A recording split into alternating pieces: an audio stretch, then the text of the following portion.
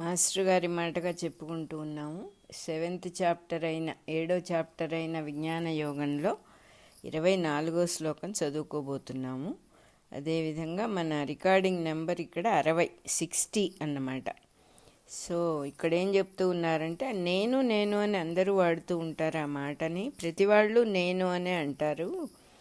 అందరూ వాడుతూ ఉన్నా కూడా అందరూ ఒకే అర్థంతో వాడరు.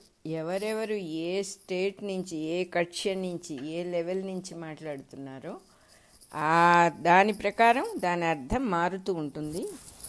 ఈ ఈ దేహంలో అంటున్నారు, ఈ దేహంలో ఎవడే కక్ష్యలో నిలబడి మాట్లాడుతున్నాడో, ఎవడు ఎక్కడ దేహం మొత్తంలో ఏ దృష్టితో మాట్లాడుతున్నాడో దాన్ని బట్టి దాని అర్థం ఉంటుంది అంటున్నారు.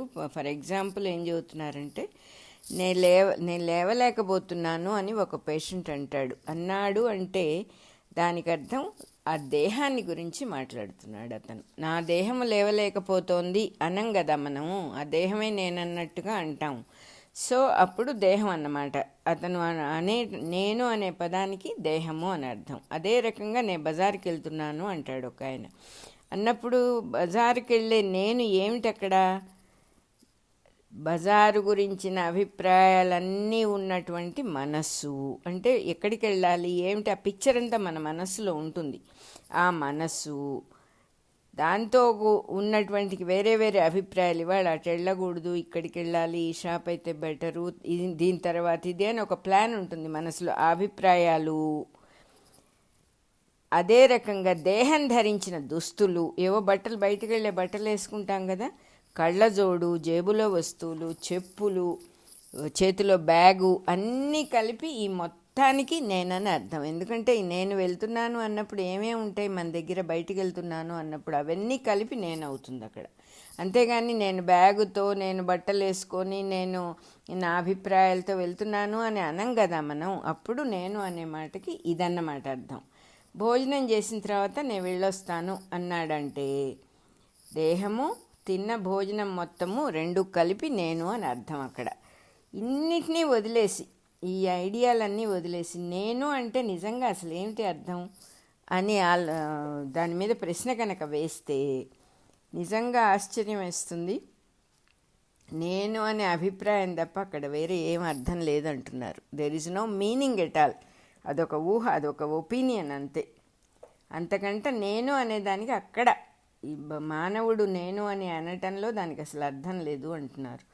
ఈ అభిప్రాయం మనస్సులో కలుగుతోంది కాబట్టి కొంతమంది నేను అనేదానికి మనస్సు అని చెప్తారు కొంతమంది. కానీ అది కూడా నేను అను అభిప్రాయం మనస్సులో తేలుతున్నదే కానీ తేలుతూ ఉంటుంది ఆ అభిప్రాయం మనస్సులో. ఎందుకంటే అదొకటే ఉండదుగా, నేననేది ఒకటే ఉండదు కదా. దాంతోపాటు బోలెడన్ని విషయాలు జోడిస్తూ ఉంటాం మనం, చాలా విషయాలు. అందువల్ల అది మనస్సులో తేలుతూ ఉన్న అభిప్రాయమే. అంటే నీళ్ల మీద మంచుగడ్డ తేలినట్టుగా మన మనస్సులో నేను అనేది కూడా తేలుతూ ఉంటుంది. కొంతమంది ఏమో నేను అనే పదార్థాన్ని గుర్తిస్తారు. అప్పుడు అది కేంద్రంగా మిగతా అభిప్రాయాలన్నీ చుట్టూతా ఉంటాయి అన్నమాట. అంటే మనం ఎక్కడ ఇన్వెస్ట్ చేశామో అక్కడే. ఈ సర్దుకునే వాళ్ళల్లో చుట్టాలు, పక్కాలు, భార్య, ఆస్తిపాస్తులు, నేనంటే ఇవన్నీ ఉంటాయి. మొత్తం నేను, నా ఇల్లు, నా వాకిలి, నా భార్య, నా కుటుంబం అన్నీ నేనే అక్కడ. అందరినీ కూర్చిన ప్రతిబింబాలు ఆశ్రయించుకొని ఉంటాయి అని చెప్తూ ఉన్నారు. ప్రతిబింబాలంటే ఇదివరకు కూడా మనం చెప్పుకున్నాము.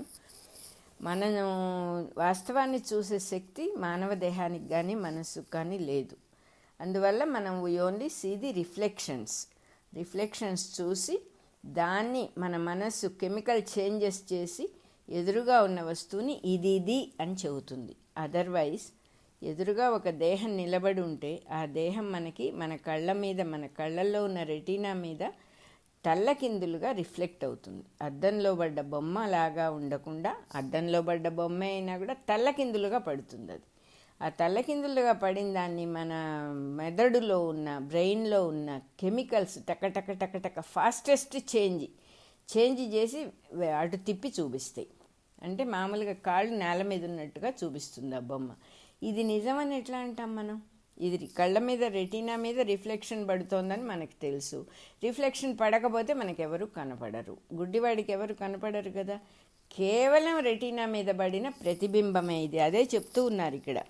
అందరి యందు వీళ్ళు ఎవరైతే నా చుట్టాలు, నా పక్కాలు, నా భార్య, నా అంటున్నాడో అన్ని ఇలాంటి అందరినీ గూర్చిన ప్రతిబింబములు ఈ నేను అనేవాడిలో ఆశ్రయించుకొని ఉంటాయి. అంటే నేను అనగా నా వాళ్ళందరూ గుర్తుకొస్తారు. మా అమ్మ, మా నాన్న, మా చుట్టాలు, మా వాళ్ళందరూ, మా ఫ్రెండ్స్. అంటే నేను ఇక్కడ మెయిన్, నేను సెంటరు, నా చుట్టూతా కేంద్రంగా ఈ అభిప్రాయాలన్నీ ఉంటాయి. చుట్టాలు, పక్కాలు, శత్రువులు, మిత్రులు అనే అభిప్రాయాలన్నీ నా చుట్టూతా చాప అల్లినట్టుగా ఉంటాయి అంటున్నారు.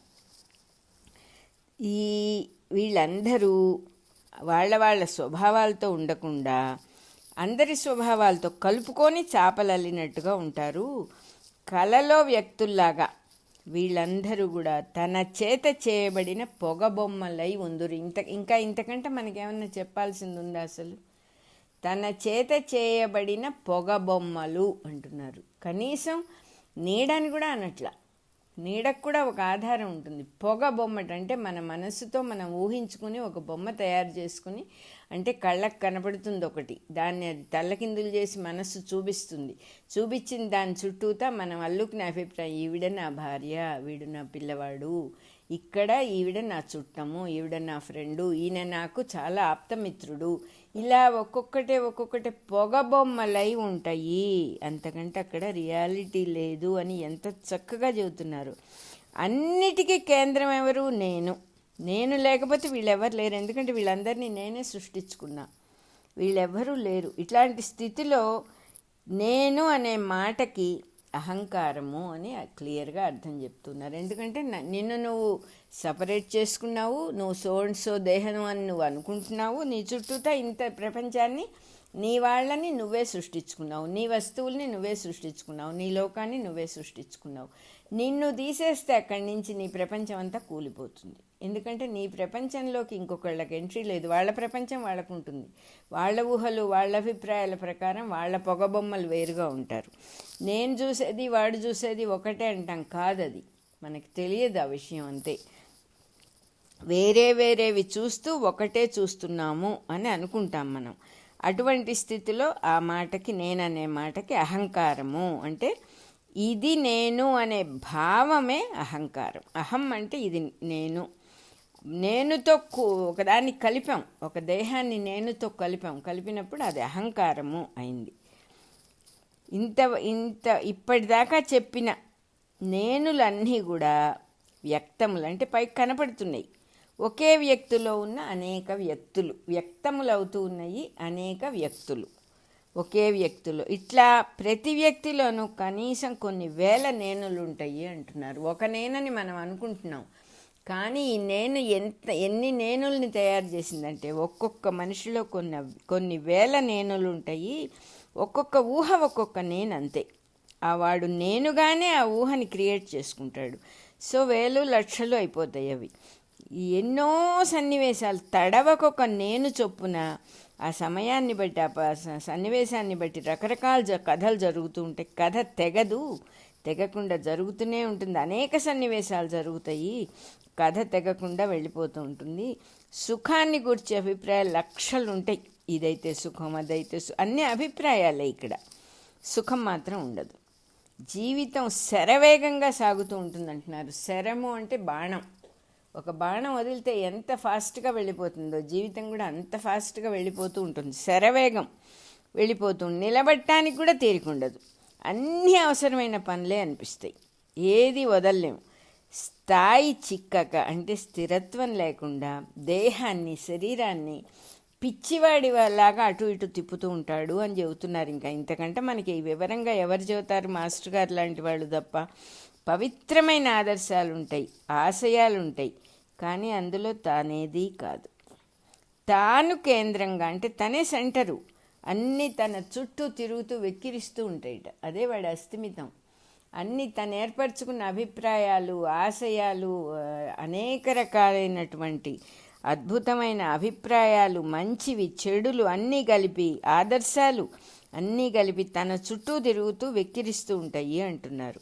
ఇందులో ఆశలున్నాయి, చుట్టరికాలున్నాయి, ఆస్తిపాస్తుల అభిప్రాయాలే కాక వేదాలు, శాస్త్రాలు, పుణ్యకర్మలు, దేవుడు, మోక్షం అన్నీ పెట్టుకున్నాం. అన్ని అభిప్రాయాలే మొత్తం ఒక కుప్ప చేసి అక్కడ పడేసేసారు మాస్టర్ గారు.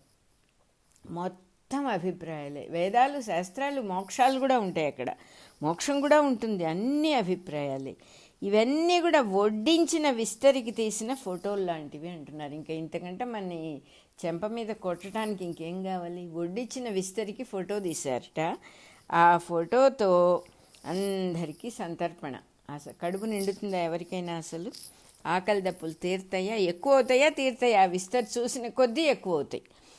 ఇన్నిటికీ కేంద్రం ఏమిటి? సెంటర్ ఏంటి?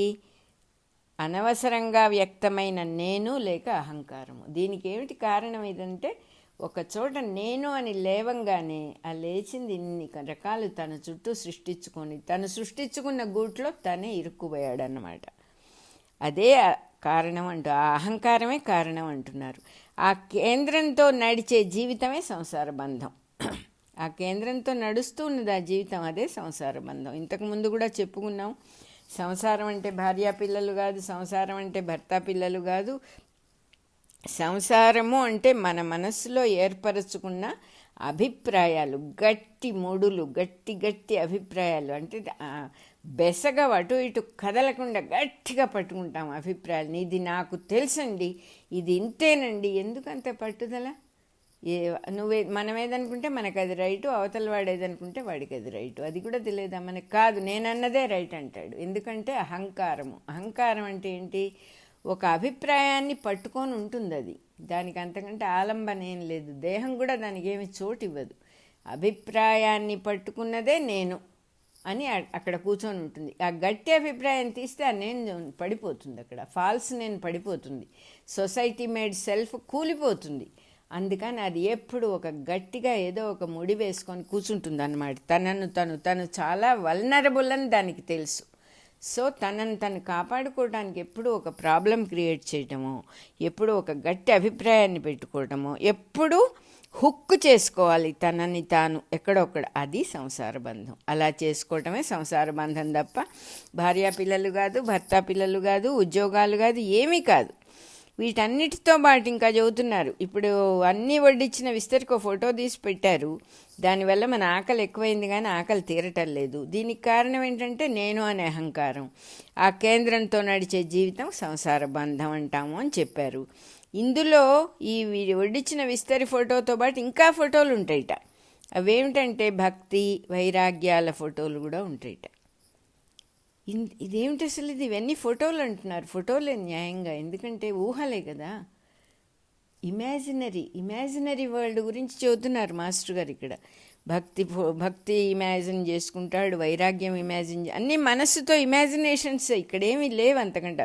మనస్సుతో ఇమాజిన్ చేసి ఒక క్లిక్ కూడా చేయకుండా ఫోటో దిగిపోతూ ఉంటుంది. ఎందుకంటే మనం ఎప్పుడు గుర్తు తెచ్చుకుంటే మళ్ళీ ఆ ఫోటో వెనక్కి వచ్చేస్తుంది. కంప్యూటర్స్ కూడా పనికిరావు ఈ స్పీడ్కి. అంత ఫస్ట్ క్లాస్గా ఏ బటన్ నొక్కర్లే, కావాలనంగానే అయిపోతుంది. మంచి సిద్ధి జరిగింది మనకి మనస్సు విషయంలో. చక్కటి సిద్ధి ఏదనుకుంటే అది అయిపోతూ ఉంటుంది. అది పిక్చరు ఫోటో తీసేస్తుంది, ఎప్పుడు కావాలంటే అప్పుడు పిలవంగానే వెనక్కి వస్తుంది. ఇంతవరకు వర్ణించిందంతా కూడా వ్యక్తమైన నేను అనే వ్యక్తి యొక్క వైభవము అని పాపం ప్రేమగా చెప్తూ ఉన్నారు మాస్టర్ గారు. ఈ వ్యక్తి అంటే ఏమిటి అసలు అని చక్కగా వివరంగా చెప్పారు. 24వ శ్లోకం అయిపోయింది. ఇదంతా న్యాయంగా పరమాత్మ చెప్పిన దానికి అర్థం చెప్పారు మాస్టర్ గారు. ఇన్నిటి యందు అంతర్యామిగా మరి ఇంకొక నేను ఉంటాడు, వాడితో చేయబడినవే మిగతా నేనులన్నీ అంటున్నారు. ఆ నేనులన్నీ కూడా వాడిలో పుట్టి పెరిగి మళ్ళీ లీనమైపోతూ ఉంటాయి. సరిగ్గా సముద్రం నుంచి అలలు పైకొచ్చి మళ్ళీ దాంట్లోనే పడిపోయినట్టుగా, దాంట్లోనే కలిసిపోయినట్టుగా అనేక నేనులు ఆయనని అసలు నేను నుంచి లేచి మళ్ళీ అందులోనే పడిపోతాయి. ఈ నేను అన్నిట్లో ఉంటుంది కాబట్టి వ్యక్తం కాదు. ఇప్పుడు మనం కూడా ఫర్ ఎ కామన్ సెన్స్ దైవాన్ని చూడాలని ఒక ఆరాటం. ఎట్లా చూస్తాం? అంతటా ఉన్నవాడిని ఎలా చూస్తావు? ఒక పాయింట్ ఇది వాడు అని ఏదైనా ఉంటే చూడొచ్చు, ఈజీయే. సమస్తంలో ఉన్నాడు, సమస్తంగా ఉన్నాడు. ఆకాశాన్ని చూడగలుగుతావా? ఆకాశంలాగా ఉన్నాడు. గింజలో నీకు చెట్టు కనపడుతుందా? మొత్తం సర్వత్రా ఉన్నాడు ఆయన. నువ్వు కూడా ఆయనలోనే ఉన్నావు. ఇంకేం చూస్తాం మనం? నేను కూడా ఆయనలోనే ఉన్నా. ఎట్లా చూస్తాను ఆయన్ని నేను? పాజిబులేనాది? మన బాడీలో ఉన్న ఒక సెల్, ఒక కణం మన దేహాన్ని చూడగలుగుతుందా? It is not possible. అది ఇంపాసిబుల్ టాస్క్ అది. ఇంకొకటి ఏమిటి, మనస్సు ఎప్పుడు ఇంపాసిబుల్ టాస్క్లే పెడుతూ ఉంటుంది. పాసిబుల్ అయితే అది చస్తుంది. అందుకని అది ఇంపాసిబుల్ టాస్క్, ఒక హుక్ అనమాట అది. దాన్ని పట్టుకుని మనం వేలాడుతూ ఉంటాం. ఇక్కడ ఏం చెబుతూ ఉన్నారు, ఈ నేను అని పలికినప్పుడు ఆ నేనులన్నీ కూడా అసలు నేను నుంచి వచ్చినాయి. ఈ నేను అన్నిట్లో ఉంటుంది కాబట్టి కనపడదు. అది వ్యక్తి కాదు. అది ఇక్కడ చెప్పేటటువంటి అసలు నేను ఒక మనిషి కాదు, ఒక వ్యక్తి కాదు, వ్యక్తమయ్యేదే కాదు అసలు. అందువల్ల ఈ నేను గనక మనం పట్టుకోగలిగితే అసలు నేనుని, అన్ని నేనులు మనమే అయిపోతాం. అన్ని వ్యక్తమయ్యే వ్యక్తులు మనమే అయిపోతాం. ఈ నేను పలికితే మిగిలిన నేనులన్నీ కూడా మిగిలిన నేనుల పలుకు కూడా వినపడుతుంది. మిగిలిన నేనులన్నీ పిలుస్తాయిట. మనం చదువుకుంటాం, శుకుల వారికి, సుఖమహర్షికి తెలుసు సర్వత్రా భగవంతుడే ఉన్నాడు, వేరే ఎవరూ లేరు, తాను కూడా భగవంతుల్లోనే ఉన్నాను, అఖండము, అవేద్యము, అచ్యుతము అయినటువంటి ఆ పరమాత్మ స్వరూపం సర్వత్రా ఉన్నది అని తెలిసిన సుఖమహర్షి వెళ్తూ ఉంటే ఆయన ఏదైనా మాట్లాడితే, ఏదైనా అడిగితే మొత్తం ప్రకృతి అంతా సమాధానం చెబుతుందిట. మొత్తం అన్ని నేనులు పలుకుతాయి అన్నమాట. అలా ఉంది ఇక్కడ మాస్టర్ గారు చెప్తూ ఉన్నది. నేను పలికినప్పుడు మిగిలిన నేనుల నుండియే పలుకు వినపడుతుంది. బుద్ధియోగం వల్ల ఈ నాయందు జీవితాన్ని స్థిరం చేసుకోవాలి అంటున్నారు. మనం బుద్ధిని వాడుకొని మనస్సుని వాడుకోకుండా బుద్ధి లేదా అంటాం కదా, అలా బుద్ధి లేని పరిస్థితి నుంచి బుద్ధి ఉన్న పరిస్థితికి వచ్చి నిదానంగా వివేకంతో అసలు ఉన్నది ఒకే నేను కదా, ఆ నేనునే కదా మనం పట్టుకోవాల్సింది. ఈ అభిప్రాయాల నేనులు మనకొద్దు అని అర్థం చేసుకొని అభిప్రాయాలన్నీ పక్కన పెట్టంటే మనసును కొంచెం స్థిరత్వాన్ని చేసుకొని ఆ అన్నిటి యందు ఉన్న నా యందు జీవితాన్ని స్థిరపరచుకోమంటున్నాడు పరమాత్మ. భగవద్గీతలో కృష్ణుడు నేను, నన్ను ఆశ్రయించుము, నన్ను పూజింపుము అంటే కృష్ణ విగ్రహాన్ని పూజ చేయమని కాదు అక్కడ అర్థం. ఆ అంతర్యామి గురించే ఆ పరమాత్మ చెప్పాడు. సర్వత్రా ఉన్నటువంటి నన్ను ఆశ్రయించుము అని చెప్పారు ఆయన. అయినా కూడా విన్నవాళ్ళు బుద్ధియోగం లేని వాళ్ళు కనుకైతే ఆయనని కూడా ఒక వ్యక్తిగా, ఒక మనిషిగా అర్థం చేసుకొని అక్కడ కొత్త కల్ట్ స్టార్ట్ అయిపోతుంది. కృష్ణ కల్ట్. కృష్ణుడు తప్ప ఇంకా వేరే దైవం లేదు అంటారు. వేరే దైవం నిజంగానే లేదు. ఉన్న దైవాన్నే ఒకళ్ళు కృష్ణుడు అంటారు, ఒకళ్ళు శివుడు అంటారు, ఒకళ్ళు అమ్మవారు అంటారు, ఒకళ్ళు అల్లా అంటారు, ఒకళ్ళు జీసస్ అంటారు. ఏముంది దాంట్లో? ఉన్నది ఒకటే వస్తువు. అందరికీ తెలియదు ఆ విషయం. తెలుసు, అందరికీ తెలుసు, కానీ మనస్సు ఒప్పుకోదు. అన్నీ ఒకటే ఒప్పుకుంటే అది వీక్ అయిపోతుంది. మనస్సుతో జీవిస్తున్నాం కాబట్టి మనం ఇప్పుడు ఒకళ్ళింట్లో వాళ్ళ మీద ఆధారపడి బతుకుతూ ఉన్నాం. వాళ్ళు నెట్టేస్తే మనకు జీవనాధారం లేదు. అటువంటప్పుడు వాళ్ళ మాట వింటాం కదా. మనం వినకపోతే మనం తోసేస్తారు, బయటికి నెట్టేస్తారు. అందువల్ల వాళ్ళు ఏది చేస్తే అది వింటాం. మన మనస్సుతో అట్లా దాస్యం చేయటం అనేది మనకు తెలియకుండా జరిగింది ఇక్కడ ప్రాసెస్. దాని నుంచి బయటపడి అసలు నేనును పట్టుకోవాలి అని చెప్పి చెబుతూ ఉన్నారనమాట. ఆ అసలు నేనేమిటి? ఆది అంతము లేని అంతర్యామిని వినలేకపోతున్నారు, చూడలేకపోతున్నారు. ఆ బుద్ధియోగం లేని వాళ్ళు దాన్ని తప్పుగా అర్థం చేసుకుని తప్పుగానే ఇంకోళ్ళకు కూడా చెప్తూ ఉన్నారు. అయినా కూడా ఎప్పుడు ఎక్కడ అంతర్యామి కన్నా వేరే ఇంకొక వస్తువు లేదు. ఈ అంతర్యామి సూటిగా బయటికి ఎప్పుడు ప్రకాశించదు. ఆకారాలతో, పేర్లతో, గుణాలతో బయటికి కనపడాలి అంటే ఈ ముసుగులన్నీ వేసుకోవాలి స్వామి. ఎందుకంటే సర్వత్రా ఉన్నవాడు ఎలా కనపడతాడు? ఏదో ఒక పేరు పెట్టి పిలిస్తే ఎవడైనా పలుకుతాడు, కానీ సర్వత్రా ఉన్నవాడా రారా అంటే ఎలా వస్తాడు? How is it possible? వాడు ఎట్లా నిబిడీకృతమై ఈ సృష్టి మొత్తం ఆక్రమించుకున్నాడంటే వాడు కదలడానికి ఇక్కడెక్కడ వేరే చోట్లేదు. మొత్తం వాడి దేహం నిండిపోయి ఉన్నది. ఇక్కడ వేరే చోటే లేదు అసలు. ఎక్కడికి పోతాడు? ఉన్నదే వాడు. అంత అద్భుతంగా చెప్తూ ఉన్నారు. ఈ అంతర్యామి కన్నా ఇంకొకటి ఎప్పుడూ లేదు. ఈ అంతర్యామి బయటికి సూటిగా ప్రకాశించదు. ఆకారాలతో, పేర్లతో, గుణాలతో మటుకే ప్రకాశిస్తుంది. ఇంకొకళ్ళకి ఒకరికొకరుగా కనిపిస్తుంది. అది ఆట ఇక్కడ, అసలు ఆట ఇది. వేరే వాళ్ళు ఇంకెవరో ఉన్నట్టుగా కనిపిస్తుంది. వాళ్ళు తనకి ఏమవుతారు అని రిలేషన్షిప్ పెట్టుకుంటాం, కానీ అందరికీ చుట్టమైన తానున్నాడు అక్కడ. ఆ తానే ఇక్కడ కూడా ఉన్నాడు. పేర్లు చుట్టరికాలు కాదు అని తెలుసుకోలేడు. పేర్లు చుట్టరికాలు మొదలైన వాటితో ప్రకాశిస్తాడు కాబట్టే యోగమాయని వాడుకున్నాడు ఆయన. ఆ యోగమాయని వాడుకొని పేర్లతో, చుట్టరికాలతో, స్నేహంతో, శత్రుత్వంతో ప్రకాశిస్తాడు. లేకపోతే కనపడ్డు. అంతటా ఉన్నవాడికి అదొక ఉపాయం పెట్టుకున్నాడు ఆయన. యోగమాయని వాడుకొని ఇలా కనపడే ఉపాయం పెట్టుకున్నప్పుడు మనం ఏం చేస్తున్నాం? అది యోగమాయ చూపించేదాన్ని నిజం అనుకుంటున్నాం. చూస్తూ ఉన్నదాన్ని నిజం అనుకొని మనం మాయలో పడిపోతున్నాం. మనం మాయలో పడటం అంటే మనకు అహంకారం, నేనిది అని మనల్ని మనం మొత్తం టోటాలిటీ నుంచి సపరేట్ చేసుకున్నాం అన్నమాట. ఎప్పుడైతే నేను అని విడిపడ్డామో మనకేమిటి ఎదురుగా ఉన్నది?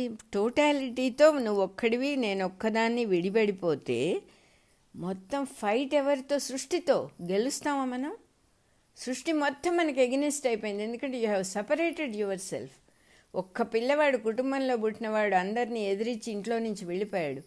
వాడు ఏం చేస్తున్నాడు? వాడికి తెలియదు వాడు ఏం చేస్తున్నాడు. అందరినీ శత్రువులు చేసుకున్నాడు, మొత్తం కుటుంబాన్నంతా. చాలా ఆశ్చర్యం వేస్తుంది. ఎంత బ్యూటిఫుల్ క్రియేషనా ఇది అనిపిస్తుంది. మనస్సును తెరపై, మనస్సే ఒక తెర, దాని మీద చూద్దామనుకున్న సత్యమే కనిపిస్తుంది. అబ్బా, ఇది మన జీవితాన్ని చదివేశారు ఇక్కడ. అందుకని పరమాత్మ ఇట్లా చెప్తూ ఉన్నారు, మనస్సు అనే స్క్రీన్ మీద మనం ఏం చూద్దాం అనుకున్నామో అది ఒక నిజము, ఇదే సత్యము అని రిఫ్లెక్ట్ అవుతుందిట. మనస్సును తెరపైన మనము చూద్దామనుకున్న విషయమే రిఫ్లెక్ట్ అవుతుంది. ఇంకా అదే నిజం అనుకుంటాం మనం. అంతేగాని చూడదలచుకొనిన సత్యము ప్రతిబింబించునే కానీ చూడవలసిన విషయము ప్రతిబింబింపదు, కనపడదు, రిఫ్లెక్షన్ రాదు. ఏది చూడాలో అది కనపడదు. ఇటువంటి స్థితిని మోహము అంటారు. ఓ మాట చెప్తూ ఉన్నారు ఇక్కడ, ఈ స్థితిని మోహం అంటారు. ఇందులో ఉన్నవాడిని మూఢుడు లేక జీవి అంటారట. జీవి అన్నా కూడా మూఢుడే అని చెబుతున్నారు. జీవి అని ఎప్పుడైతే మనం సపరేట్ చేసుకున్నామో అప్పుడు దైవంతో విడిపడ్డాం కాబట్టి మూఢత్వం అన్నమాట అది. ఇన్నిట్లో నిండి ఉన్నవాడు అవ్యక్తంగా ఉన్నటువంటి అసలు నేను. ఆ అసలు నేను లేకపోతే సృష్టే లేదు అసలు. ఆ అసలు నేను సర్వత్రా నిండి ఉన్నాడు.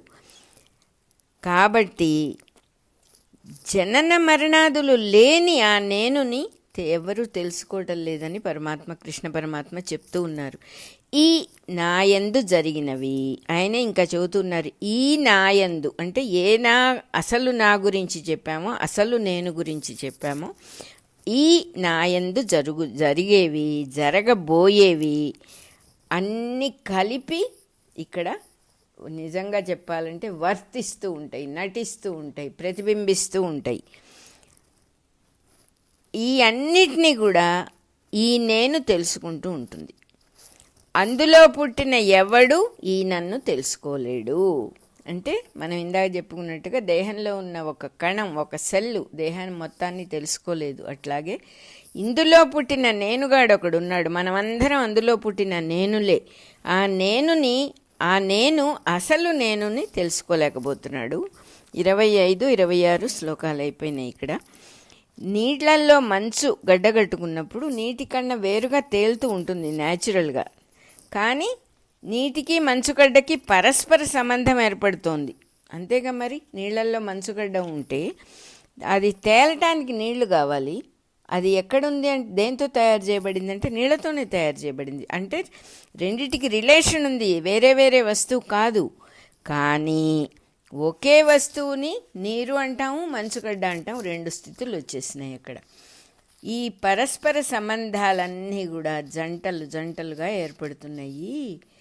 అది మనం కొంచెం విశాల దృష్టితో, నేరో మైండెడ్గా కాకుండా విశాల దృష్టితో చూసినప్పుడు మనకే తెలుస్తాయి. ఇవి జంటలుగా ఏర్పడుతున్నాయి. అదే విధంగా నీళ్లల్లో మంచుగడ్డ తేలుతున్నట్టుగా అంతర్యామియందు తేలుచున్న వ్యక్తులందరికీ పరస్పర సంబంధాలు ఏర్పడుతున్నాయి. ఎంత బాగా చెప్తూ ఉన్నారు. నీళ్ళల్లో మంచుగడ్డ అంటే మంచుకి నీళ్ళకి తేడా లేదు. ఈ పరమాత్మ అనేటటువంటి మొత్తం ఆకాశ స్వరూపుడైన పరమాత్మలో వ్యక్తులు వ్యక్తులుగా, ముద్దలు ముద్దలుగా, గడ్డలు గడ్డలుగా, అంటే మంచుగడ్డల్లాగా, నీళ్ళల్లో తేలుతున్న మంచుగడ్డల్లాగా ఘనీభవించి మిగతా నేనులన్నీ కూడా తేలుతున్నాయి. వ్యక్తులందరూ తేలుతున్నారు. మంచుగడ్డ తేలినట్టుగా ఆ వ్యక్తులందరూ తేలుతున్నారు.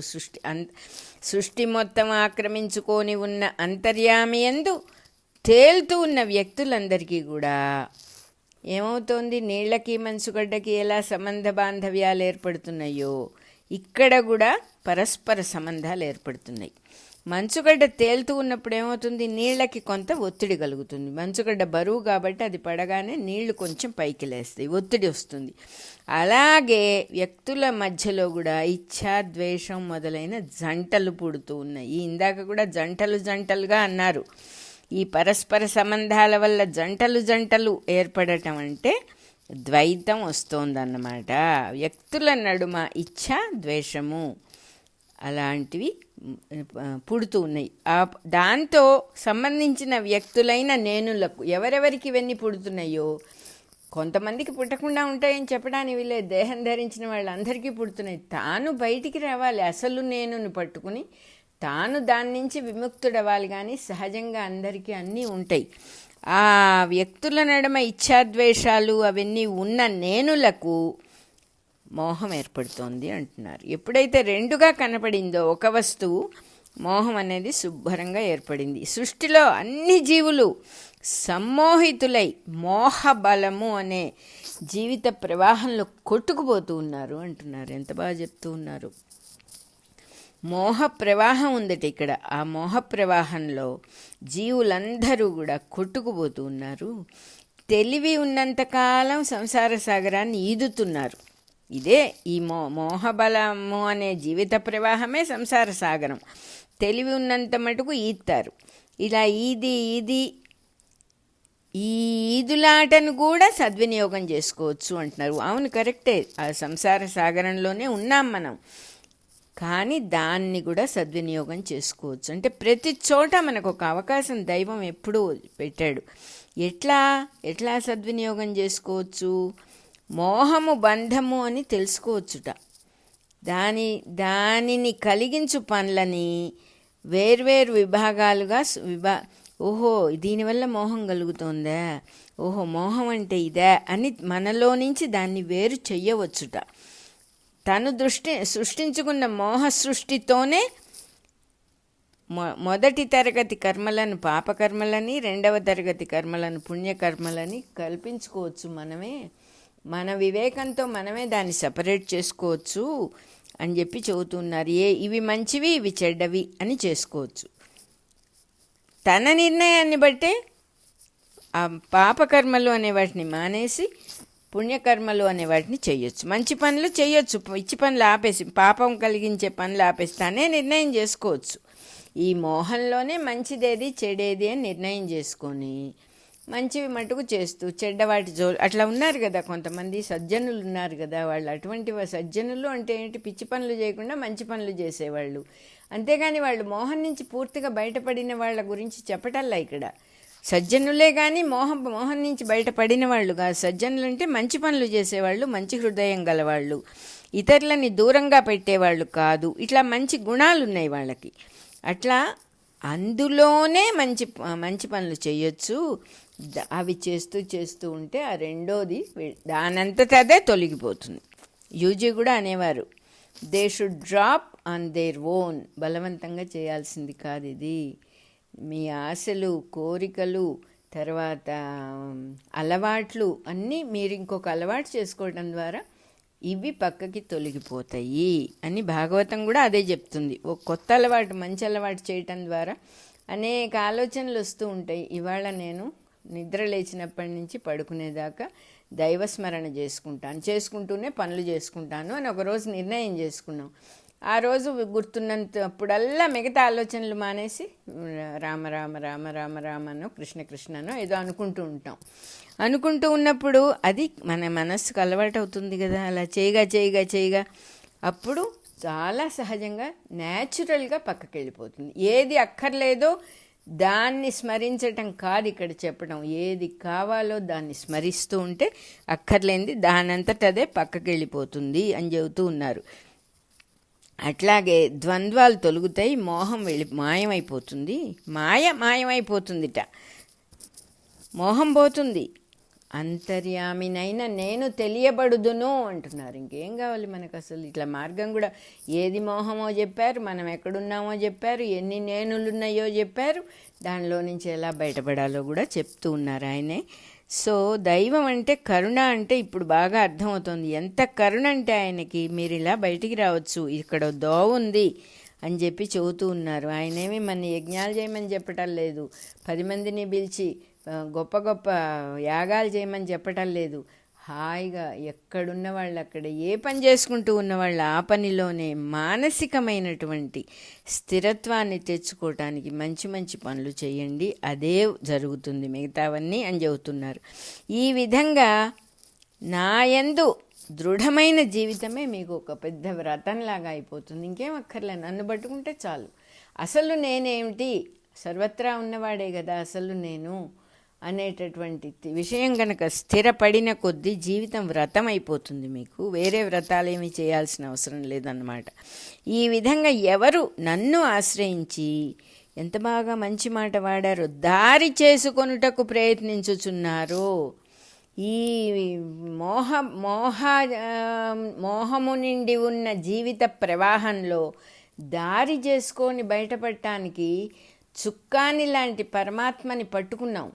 ఆ చుక్కాని మనని తీసుకుపోతుంది. దారి చేసుకోవడానికి ఎవరైతే ఇలా ప్రయత్నిస్తారో వాళ్ళని నేను జరామరణాల నుంచి తప్పిస్తాను అని చెప్పేశారు ఇక్కడ. వారు జరామరణముల నుండి అతీతులగుతున్నారు. అంటే పుట్టుక చావు లేని స్థితికి, ద్వంద్వము లేని స్థితికి, రెండు లేని స్థితికి వెళ్ళిపోతారు వాళ్ళు.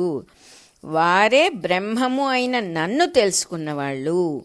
వాళ్ళ కర్మ, వాళ్ళు ఏ పని చేసినా సర్వము నాదిగానే ఉంటుంది అని చెప్తూ ఉన్నారు. ఇంతకంటే కరుణ ఇంకేముంటుంది అసలు? వాళ్ళు చేసిన పని నాది, వాళ్ళ పని కాదని చెప్పేశారు అంతే. ఇక్కడ ఇహ మనకి కర్మబంధం ఏముంటుంది, ఉండే అవకాశం ఏముంది? అంటే జనన మరణముల నుంచి తప్పించుదును అంటే అర్థం ఏంటంటే మనకి న్యాయంగా జననము లేదు, మరణము లేదు. పరమాత్మ వస్తువుకి అసలు నేనుకు జననం ఉండదు, మరణం ఉండదు. అసలు నేను తీసేస్తే మనం అసలు లేనేలేము. లేనిది పుట్టదు అని చెప్పి క్లియర్గా చెబుతున్నారు. లేనిది పుట్టదు, పుట్టింది పోదు, ఉన్నది పోదు, లేనిది రాదు. అది ఇక్కడ ఉన్న విషయం. ఏది ఉన్నదంటే పరమాత్మ వస్తువు ఉన్నది. నేను ఎక్కడో విడిగా ఉన్నాను, ఇన్ని నేనులు ఉన్నాయని అనిపిస్తూ ఉన్నది. కానీ ఇది మానసిక సృష్టే కానీ, ఊహా సృష్టే కానీ, ఇవన్నీ పొగబొమ్మలే కానీ నిజం కాదు. రమణ మహర్షి ఏం చెప్పారు? ఇది పెద్ద కళ, మనం నిద్రపోయేటప్పుడు వచ్చేది చిన్న కళ. అంటే we have awakened to another dream world తప్ప ఇది నిజమైన విషయంలోకి మనకి మెళకువ రాలేదు.